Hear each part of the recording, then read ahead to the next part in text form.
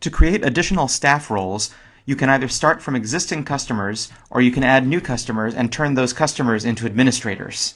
The procedure is similar either way. Right now, I'm logged in as the administrator, and in general, you shouldn't use the administrator account for day-to-day operations. Use it only to give other people administrator privileges or staff privileges. With any customer, if we go to their billing and contact information, you'll see the second box called Administrator Preferences, which is invisible when the customer is logged in on their own and is only visible to staff members.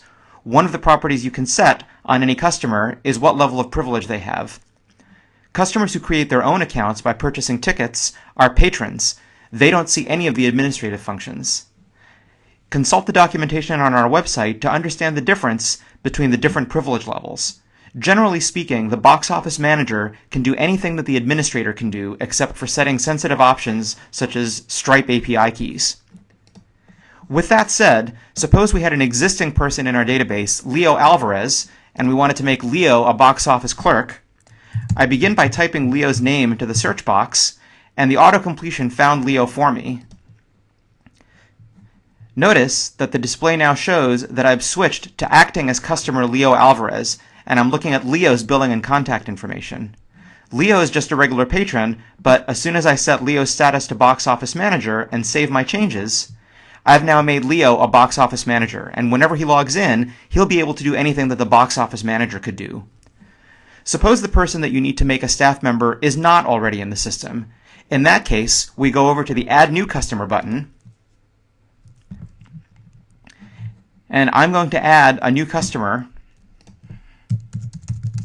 Robert Jones is going to be my box office manager. If a customer were adding their own information, they would have to fill in all of these fields. As an administrator, when you add a customer, all you need to provide is a first and last name. This is so that customers who don't use email or don't have an email address can still be recorded in the system. However, you do have to give the customer an email address if you want them to be able to log in. So we'll ask for Robert Jones's email address,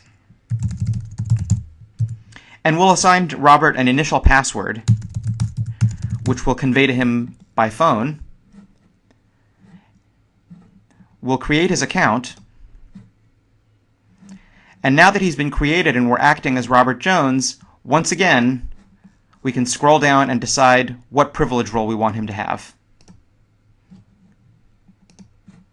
So we've seen that there are two ways to create a new staff role, either from an existing customer or by adding a new customer.